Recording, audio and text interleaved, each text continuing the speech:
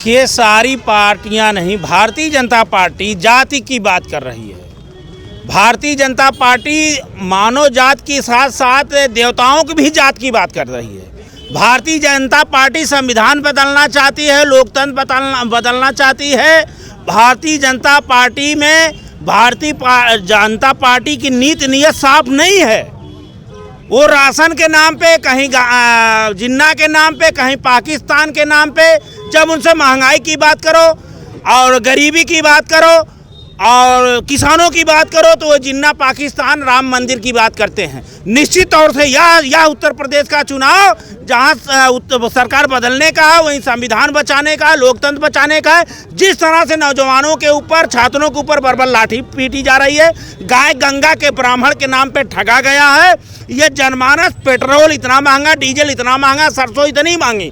चुनाव का मुद्दा ये है, समाजवादी पार्टी हमेशा सस्ती की बात कर रही, समाजवादी सर्वजन की बात कर रही है। समाजवादी पार्टी का अखिलेश यादव जी ऐसा जननायक बन गए हैं कि चुनाव बचा ही नहीं। चुनाव देखिए, एक तरफ समाजवादी है, दूसरे तरफ पाखंडवादी है, जो राम के नाम पे ठगने का काम करते हैं, गुमराह करने का काम करते हैं। ये भी कहते हैं कि ऑक्सीजन से एक भी व्यक्ति नहीं मरा। निश्चित तौर से घबराई हुई सरकार अखिलेश यादव जी का जिस तरह से कार्यक्रम में अवरोध पैदा कर रही है। आप देखिए, इसी कार्यालय पे इतनी फोर्स लगी है, यहाँ जांच हो रही है, इससे ज़्यादा भीड़, इससे ज़्यादा गाड़ी जो भारतीय जनता पार्टी कार्यालय पे है। स्वामी जी, चुनाव जब आता है तो ये सब मुद्दे सामने उठ के आते हैं। ऐसा क्या लगता है कि चुनाव के पहले क्यों नहीं कार्यकाल? इसलिए देखिए, ये इसलिए उठ के आता। भारतीय जनता पार्टी केवल हिंदू और राम मंदिर के नाम पे आई।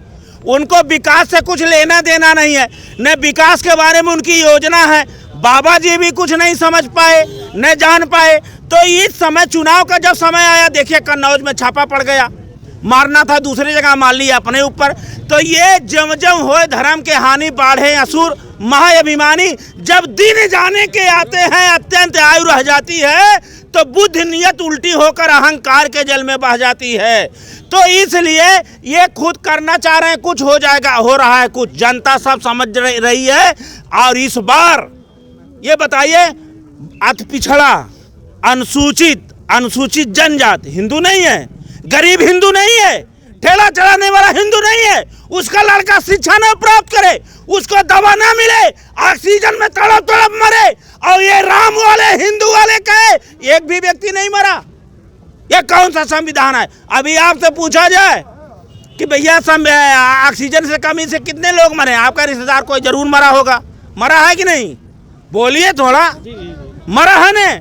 लेकिन यही भारत समाचार बोल दिया, आप भी डरिए, छापा मार देगा। इसी लोकतंत्र को बचाना है, संविधान का बचाना है। ये देश के आजादी का चुनाव है, ये देश का चुनाव होने जा रहा है। स्वामी जी, चुनाव से रिलेटेड मैं सवाल पूछना चाहता हूँ। जैसे कि ओवैसी जी ने बिहार में 5 सीटों पे चुनाव जीत लिया, लेकिन उससे ज़्यादा ये संवेदनाएं, सहनशीलता यहाँ पे उत्तर प्रदेश में ज़्यादा है। तो क्या कुछ गेम कर पाए? जहाँ तक यहाँ छत की बात करें, समाजवादी पार्टी को ज़्यादा छत हो सकती है। एक पैसा छतरी नहीं होगी, एक पैसा छतरी नहीं होगी। बिहार के बाद पश्चिम गए, पोल खुल गया कि अंदर से ये काले हैं, ऊपर से गोरे, खुदा इनकी छाया किसी पर न डाले। अरे बड़ा बेवफा है संविधान लोकतंत्र के वो वैसी वाले, ऐसे कुछ होने वाला नहीं है। अरे आप ये देखिए, जब देश की बात होती है, प्रदेश की बात होती है, राष्ट्र की बात होती, राष्ट्र तब संरक्षित होगा, राष्ट्र का तब निर्माण होगा जब गरीब खुशहाल होगा, किसान खुशहाल होगा, महंगाई दूर होगी। ये समाजवादी राष्ट्र बनाना चाह रहे हैं। स्वामी जी, आखिरी सवाल, 2022 चुनाव में मेन मुद्दा क्या रहेगा समाजवादी? मेन मुद्दा महंगाई, संविधान बचाओ, लोकतंत्र बचाओ, शिक्षा अच्छी हो, दवाई मुफ्त हो, बिजली मुफ्त हो, सिंचाई मुफ्त हो, अच्छे रोड बने, सबको हक और संविधान मिले, चौथा अंश स्तंभ मीडिया भी स्वतंत्र हो। भारतीय जनता पार्टी एकदम बौखला गई है। वह जो है बुरी तरह से प्रदेश में चुनाव हार रही है। और समाजवादी पार्टी के राष्ट्रीय अध्यक्ष माननीय अखिलेश जी, इनके दर्जनों जो तमाम जो प्रचारक हैं, तमाम वरिष्ठ नेता हैं, सब पर हावी हैं, दर्जनों के ऊपर अकेले हावी हैं। इन्होंने निकाला था जो है 6 जगह से इनकी निकली थी कौन सा जन विकास यात्रा, वो 6 जन के विकास यात्रा फेल्योर हो गई, कोई उसमें आए नहीं। मोदी जी के कार्यक्रमों में जा रहे थे पंजाब, उसमें भीड़ नहीं थी, इसलिए वो वापस आ गए और कह रहे हैं कि हमें खतरा था, हम जान बचा के वापस आए। बताइए, देश का प्रधानमंत्री सिर्फ बयान दे, शर्मनाक बयान है। जब प्रधानमंत्री अपने को खतरा महसूस कर रहा है तो उसके नेतृत्व में देश कहाँ सुरक्षित होगा। तो भारतीय जनता पार्टी एकदम परेशान है। अभी आपने देखा MLC का चुनाव डिक्लेयर कर दिया।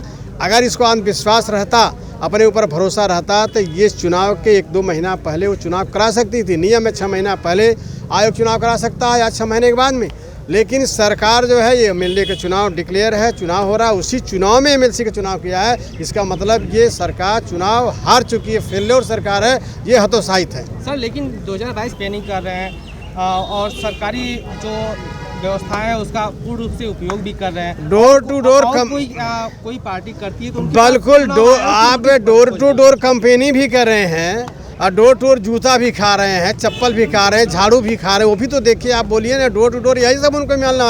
अब कोई नेता जा नहीं रहा है उनका जो क्षेत्र में, नहीं अब उनका नेता क्षेत्र में नहीं जाएंगे। उनको डर हो गई है कहीं जो है कि हम हमारे ऊपर हमला न हो जाए। जनता बौखलाई हुई, इनके 5 साल के कार्यों से जनता ऊब गई है। जनता इनसे निजात चाहती है और समाजवादी पार्टी की सरकार बनाना चाहती है। समाजवादी पार्टी जो 350 सीट से ज़्यादा जीतेगी। भारतीय जनता पार्टी जो 2012 में जो उसकी सीटें थी वो भी आंकड़ा नहीं छुपा रही है। क्या इसके पहले भी, जैसे 2022 के विधानसभा चुनाव के पहले भी, जैसे और भी जितनी भी पार्टियां हो, जितनी भी सरकार हो, चाहे मोदी जी भी हो, उनके प्रचार प्रसार में जिस तरह से सरकारी बसों का उपयोग हुआ हो और भी सरकारी व्यवस्था का उपयोग हुआ, और भी कोई पार्टी इस तरह से उपयोग की है? नहीं कोई नहीं की। ये तो पैसा दे के बुला रहे हैं, पैसा देने पर भी भीड़ इनके कार्यक्रम में जा रही है। और जो कार्यक्रम में पैसा लेके जा रहे हैं वो गाली देते आ रहे हैं कि मोदी को वोट नहीं देना है। और कोई पार्टी करती है तो उनके पास चुनाव आयोग